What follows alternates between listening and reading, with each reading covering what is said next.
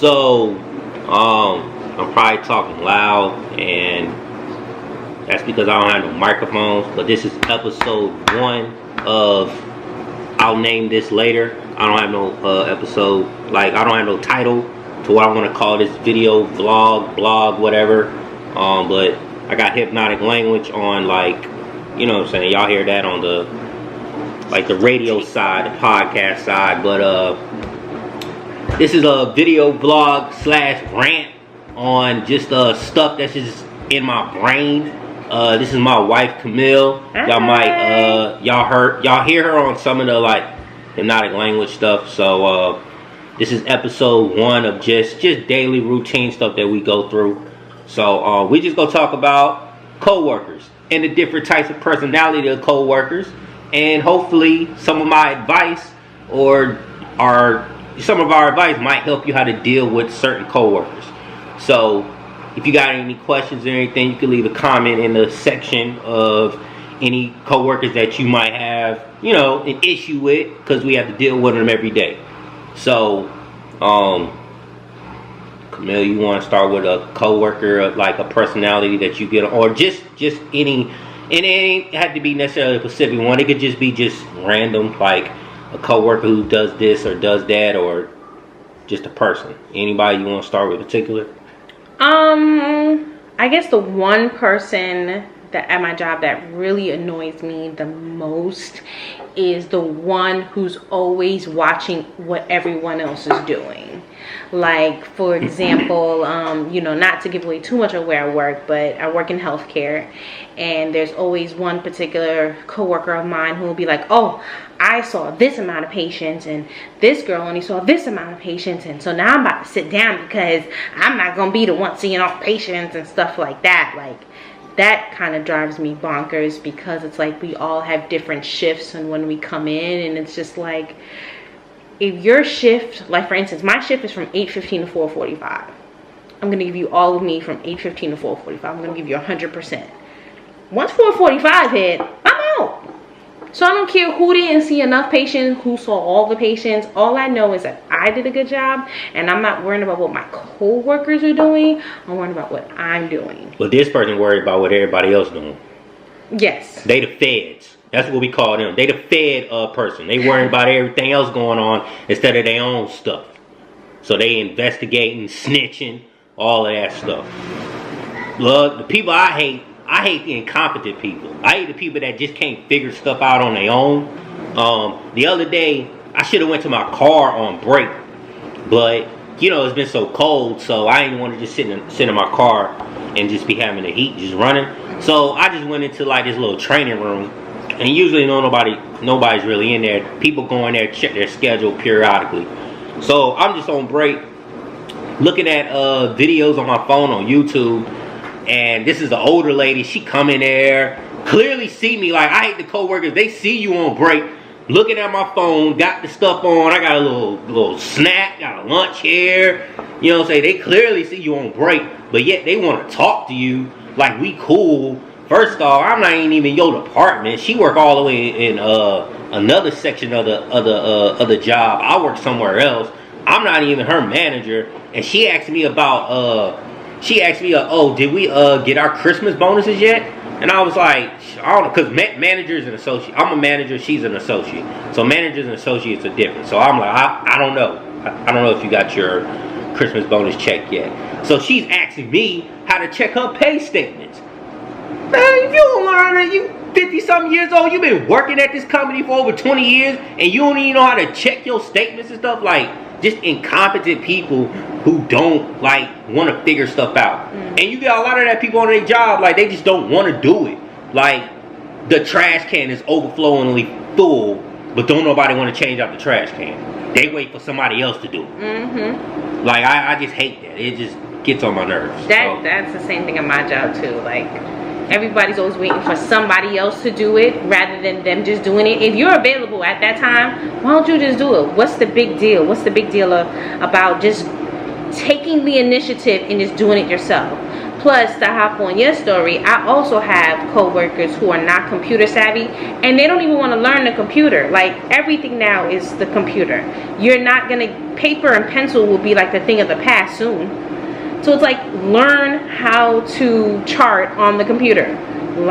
Figure it out. It's called trial and error. And these people don't know how to use a simple computer, but they got iPhones and Androids out here, but you know how to use that? Absolutely. You know how to close out that Instagram app. You know how to do Instagram Live and Snapchat. You know how to put all them filters on your Snapchat, but you can't even figure out your pay statement? Get out of here, man. It's always the people who don't know how to work technology who have the latest technology. Because my phone is a dinosaur. But people I work with who don't know how to use a computer, they have the latest iPhones and they have all these fancy apps, and they always come to work like, how do you open up this, and what do you do for this, and what do you do for that? And I'm like, why did you get this shit if you don't know how to work? Google. Do your Googles, people. Well, damn, before you buy it, ask one of your associates, how the hell do you work the damn phone? You just spent thousands of dollars on a phone that you have no idea what to do. Do you even know how to make a motherfucking call? But you know, it's at the end of the day, you see I'm on break, respect my time. And it's just like, then like, she tried to like, she asked me to try to help her. I won't try to do it. Like, I try to act like I ain't here. Cause I'm like, yo, you see me, I'm on my break, I'm looking at a video. And you gonna tell me, he's like, oh, can you help me, please? And I was like, yeah, give me 1 second. Like, I wanted to be like, no. I wanted to be overtly just say no. But then that would have caused another problem. And then that brings me to the next person I hate.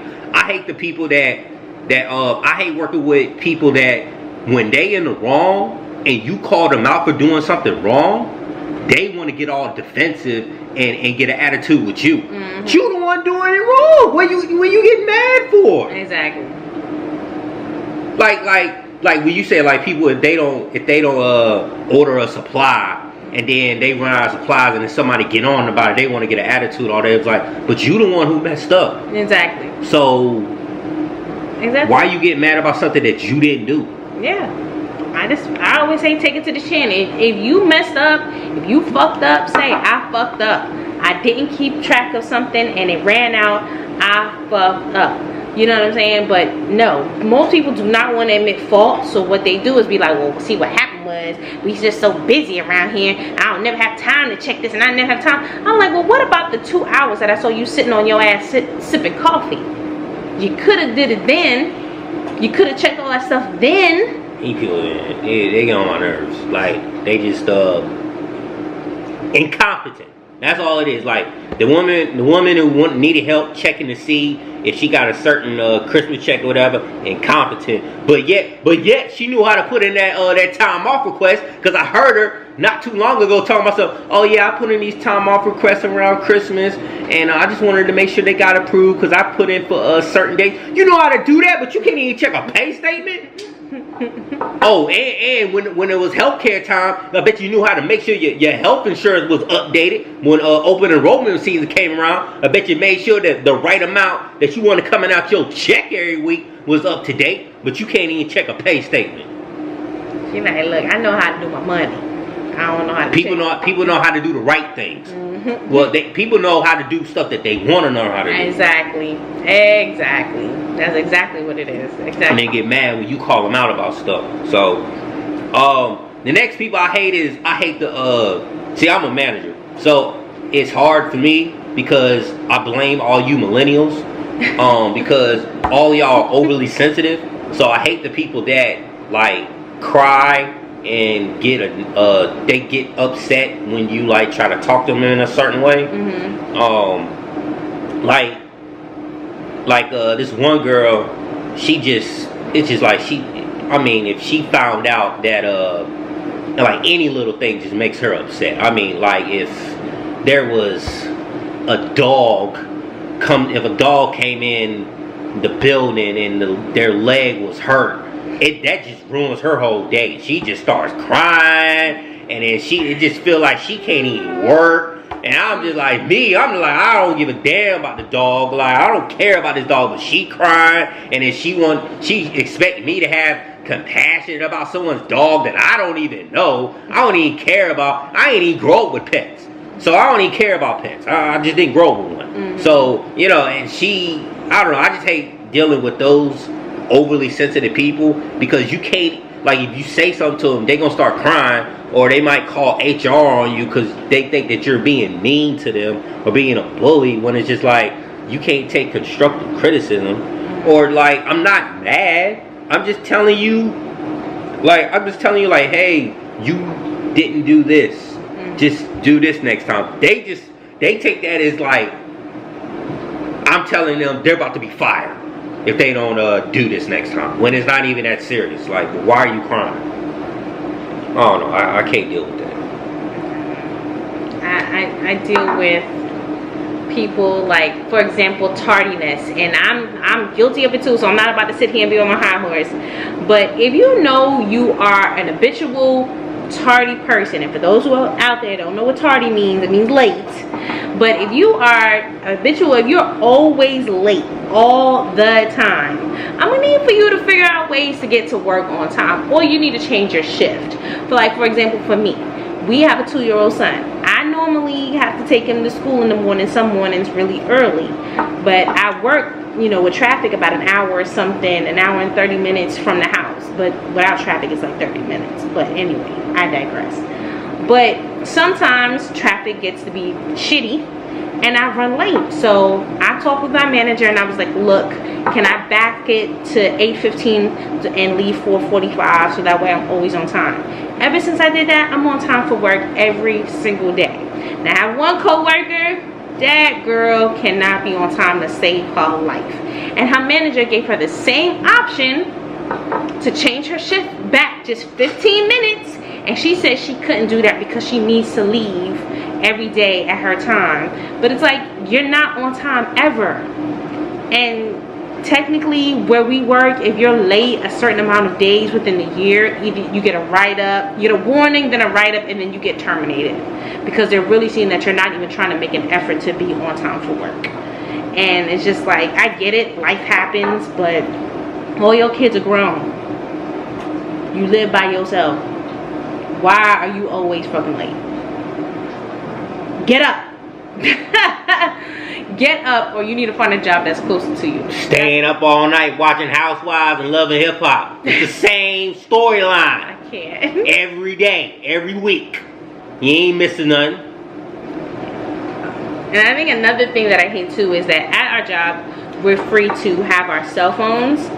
But people take advantage of the fact that you have to have your cell phone. I like it because in the event of an emergency with my son or with sleep, I can know what's going on because my phone is right in my pocket.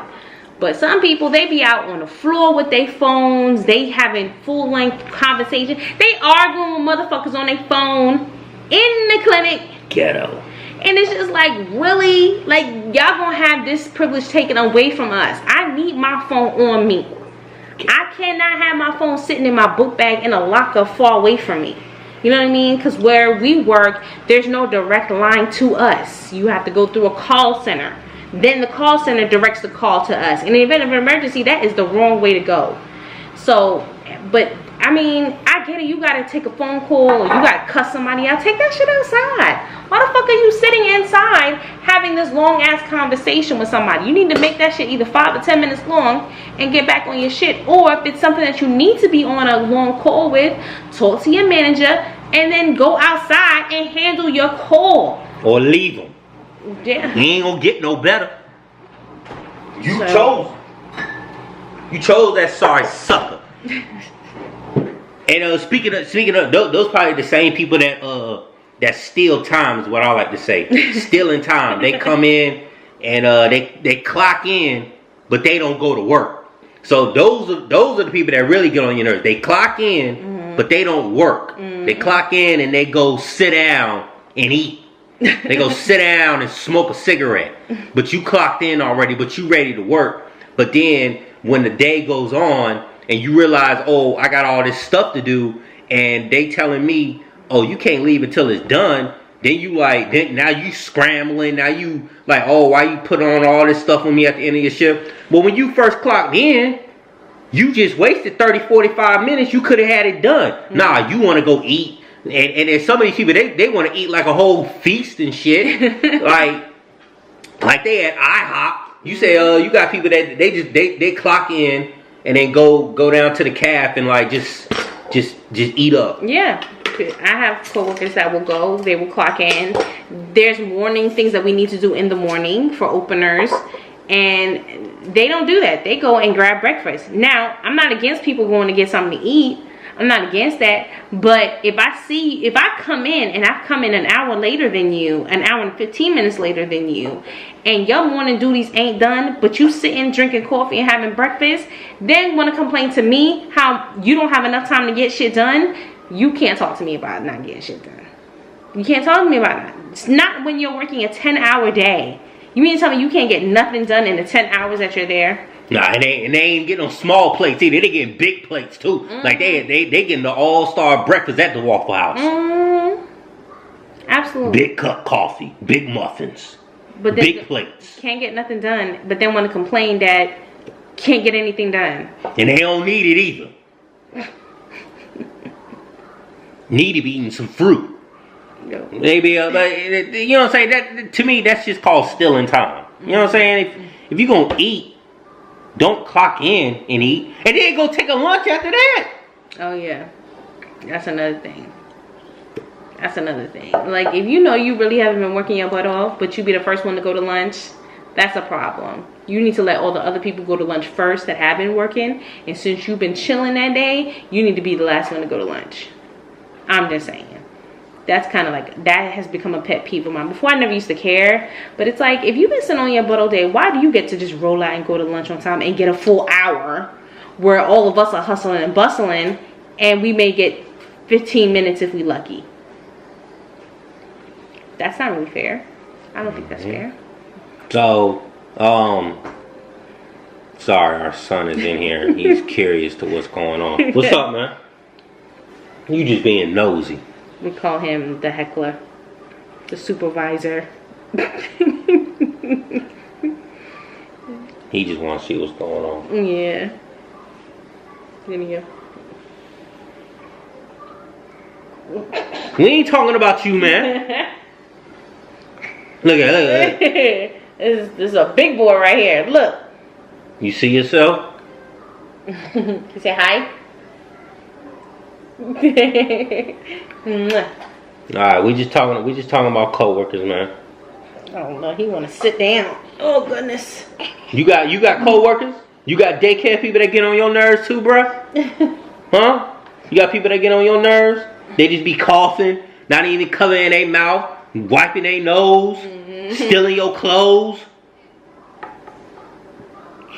Who's stealing your clothes, man? We got a ride on them, man. Somebody stole this man Paw Patrol sweater, man. Yeah. We got a ride on him. If you out there, we riding on you.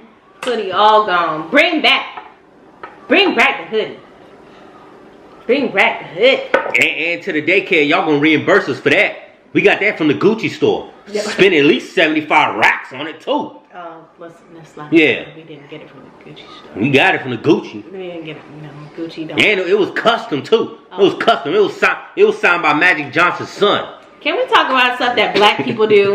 Why do black people always exaggerate on the things that they get? This brother got a Paw Patrol sweatshirt. Yes, it is missing in action. But this one right here is talking about it's coming from Gucci and it was custom made. EJ signed it. Shout out to EJ, man. Who the hell is EJ? Magic Johnson's son. Oh my word. The feminine guy. His son? That's his son. Oh, okay. That's not his son? That is his son. Yeah. I didn't know his son. EJ. Yeah. Gotcha. He a junior, right? Urban. Oh yeah, that's right. Yeah. It was signed by him. No, it was not. No, it was not. He signed that shit in like glitter. No, he didn't. It's a regular basic sweatshirt. Had his favorite Paw Patrol characters on it, and it's gone missing. Oh, and speaking of like the feminine guys, I don't got nothing against gay people or anything, but like there's a guy at my job, like I just need him to man up. Like he works with customer service. So, you know, he gets like customer complaints and stuff like that. I'm gonna need for him to man up because he's too much of a sissy. Like, and I say that respectfully because he'll call me over and he'd be like, Mr. Adam, this guy, he was just being so rude to me, and he was cussing at me, and I just can't take it, and I don't know why he would talk to me like that. It's not my fault. Like, I was like, yo, I'm gonna need for you to man up. Like, you work at this desk, you gonna get complaints, okay? But I was like, okay, if he comes back in here and he cusses at you, just call me up here and I'll talk to him and I'll tell him, like, look, you can't be cursing at the associates. I'm gonna need for you to leave. Okay, if you got a problem, what can we do to help you solve the problem, but you can't come in here cursing people out. And he was like, I just don't understand why he was just so mean. I just can't take somebody just yelling at me. I just can't take it. I was like, bruh. And I'm saying to myself, I'm like, you old bitch, man. You fucking sissy. He is sensitive. He is sensitive. And I'll be too. I don't know nobody cussing at me. Shit. But damn. They gotta be so sensitive. But the solution to all these people, like, to me, to the people that are the crybabies. The crybabies, the people who are incompetent, the lazy people. The only solution that you can technically have to deal with these people, the only thing I can say, you might have to talk to the people at your job. See if you can get a pimp. I suggest hire a pimp. You can have like one of those pimps that can appear out of nowhere, like Kazoo from the Flintstones. Remember the little green little nigga? That's not a pimp. You can have a pimp come out of nowhere, and then anybody who get out of line, the pimp can just slap them. That's my advice to help. Or here you go, buddy. Since you don't want to get hit with an assault case. They ain't gonna get assault. The pimp ain't going nowhere. Cause the pimp work with the police. The pimp provides the cops with the prostitutes. If you hire a pimp to slap your coworkers, you going down too. Please don't do that. Please. But that'd be great though. It'd be like anytime somebody get on your nerves, or they gotta be like, yo, you call the pimp over there, and be like, yo. The pimp will go over there and slap him. And like that'd be great. It would be great. He would appear out of nowhere like Kazoo. I think it's Kazoo from the Flintstones. There was no pimp in the Flintstones. But no, he'll appear like Kazoo. The green dude. Remember the green dude from the Flintstones? I understand that, but you're trying to say he's a pimp. No. He's gonna appear like Kazoo. Oh. Okay. Like anytime Fred Flintstone, he was like, "Hello, Kazoo." He'll like call Kazoo, and then he'll be like, "Hello, dum dums." That dude, like the pimp, he'll appear out of nowhere like, what's cracking, homie? What's cracking? Please don't come talking like that. That would like, man, this hoe over here, and like, you know what I'm saying? She getting on my nerves. She being incompetent. She won't change out the trash can. And then, like, you know what I'm saying? Like, it'll work. I don't recommend. And he don't have to put his hands on her because, you know what I'm saying? I don't condone, men putting hands on women, but. You know what I'm saying? You could have a female pimp. And she ain't even gotta hit him. She could like take like a glove, like Englishmen do when they be like, I challenge you to a duel. So then she could take out like a glove. It might be like a black glove. Or it could be like the glove from Wakanda. Then they have a glove. No, ain't no glove in Wakanda. Who had the glove? Oh no, Thanos. Thanos had the glove. But that was all metal glove. You like somebody with a metal glove? You really going to jail? No. Best advice, do you. Ignore the motherfuckers. Keep yourself positive.